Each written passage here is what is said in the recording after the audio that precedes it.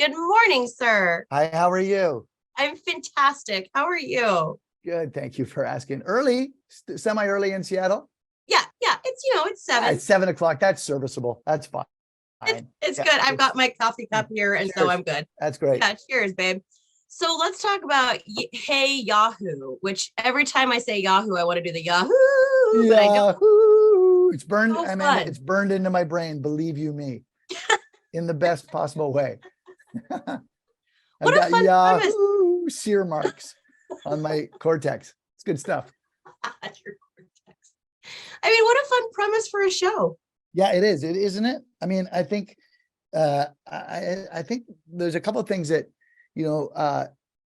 Shelley Singh and Jay James, who run the Game Show Network, they're when we were pitching ideas to them, I knew that there was a couple of things that we were all on board with this. It was myself and my friend Daniel Pancata. We were so the four of us, Shelley, Jay, Daniel, myself, we all had a meeting of the minds. Like we all had the same idea. We didn't want to, some shows are you're the weakest link. Yeah. I'm not taking shots at the shows that make a plethora of cash by embarrassing people, but that was a mandate from the beginning that we wanted to a certain inclusivity. We wanted people to have a good time, like just enjoy themselves, not be put on an island and ridiculed, and so the idea that we'd have teams of 3 radio hosts versus cops, something like that, where you could get it wrong but your 2 pals could get it right, and then so that would keep them afloat. And then that we wanted people to have, no matter what, an enjoyable and good time. And so they came up with the idea. My preference was trivia based, which is kind of what we have, like Wordle or Jeopardy, that kind of idea. But then an inclusivity, and they had this idea of partnering with Yahoo, the search engine. And so once that idea happened, then we were kind of off and running, because everybody searches for stuff. And the unofficial tagline for our show is, what is America searching for? And to break it down for your listeners really quickly, what we do is we take the most popular search for a certain topic and we give it a dollar amount. And the second most has a little less, and the third most a little less money. And if you get it right, you become rich. Wow, that's a really good synopsis of that. Isn't right it? There. Yeah. Yeah, it's like you've done this before. Do you know the answers before I can if I want to know the answers, but I try not to. So Sabrina, one of our producers, and I will kind of like go over the stuff beforehand, so that one of the things I don't want to do is when it's a timed round and I have to say how long is the SAT? I want to make sure they don't go, how long is the SAT? And then burn their time, right? So I'll review things that might be, Sabrina flags things that might be potential pitfalls. And apart from that, I don't want to know. I want to be up there present, trying to guess. And what's amazing is this, something that seems so obvious when you're sitting on your couch having a snack and a glass of wine is really not obvious when the glaring lights are upon you. You know what I mean? And so oftentimes, go ahead.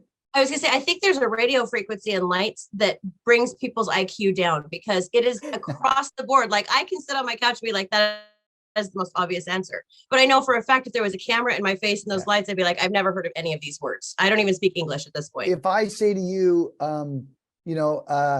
dairy product, C, and you're like, and you're blanking because you're going hard C, curd, you know what I mean? And then it's like cheese, Amanda, right? Like, it's just like, oh, I wasn't thinking ch, and so that right there, that can screw you up. So one of the things we do on our which is I think one of the best features, the more wrong you are, the more we give you letters.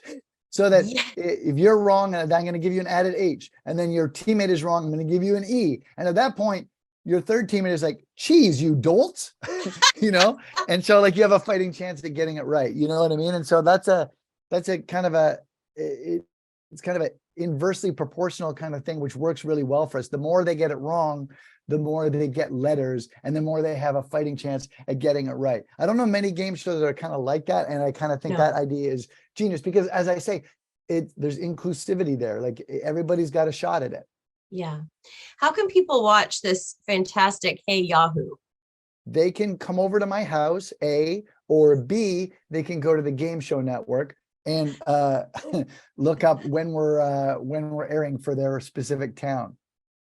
I love it. Is it weeknights or is it Monday nights or is weeknights? Yeah. Oh yeah. Like game show. It's the way we do a game show. It's right there for you. We're always there. And not only are we always there, like in today's streaming age, like we're always there. So, put us on. Put on Hey Yahoo. Yahoo. Did you ever think you'd be a game show host? Never.